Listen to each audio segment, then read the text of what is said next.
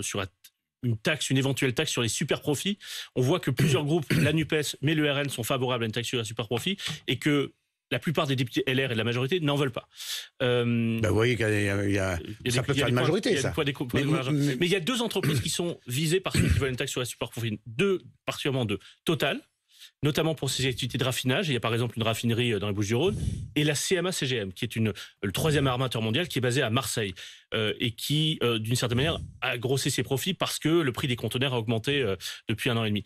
Est-ce qu'il faut que la CMA-CGM fasse un effort très net pour baisser le prix des conteneurs, ou alors est-ce qu'il faut mettre en place une taxe contre la CMA-CGM sur le schéma général? Moi, je suis contre la taxation, quelle qu'elle soit, par principe. Donc il faut que la CMA-CGM fasse une preuve. Et donc, sur le côté Total, on ne peut pas leur demander de descendre le prix de l'essence, de continuer à investir, d'être le numéro 1 mondial et en même temps les taxer. Le truc, ça ne marche pas. Donc on ne peut pas tout leur demander à la fois. Et donc c'est une stratégie de... Il faut peut-être qu'ils fassent un geste plus fort que jusqu'à présent. Mais discuter, mais c'est pas pour ça qu'il faut taxer. Le cut, la taxation, est un cut facile, mais qui est très dangereux en aval. Et donc, quand vous avez une entreprise de dimension mondiale, vous protégez cette souveraineté, donc vous n'y touchez pas. Mais la CMA-CGM, qui est un outil mondial, si dans le cadre de la taxation, ça serait la seule entreprise de transport qui serait taxée au monde.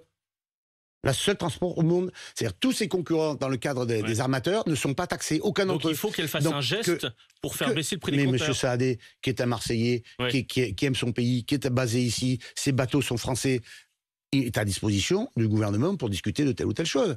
Mais la taxation, pourquoi taxer une entreprise qui est un fleuron mondial, qu'ils ont réussi à élever au niveau mondial, qui ne se reverse pas des dividendes et qui réinvestit dans l'entreprise, pourquoi voulez-vous la taxer?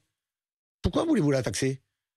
Ça n'a aucun sens. On a bien vu dans le problème du Covid, on a bien vu dans le problème de la guerre qu'on a besoin de souveraineté industrielle nationale, avec un ancrage très fort, avec des gens qui sont des patriotes, des Français, des régionalistes, des Marseillais bien entendu, et vous les taxez parce qu'ils réussissent. Mais pourquoi voulez-vous taxer ceux qui réussissent alors qu'ils jouent la carte France ?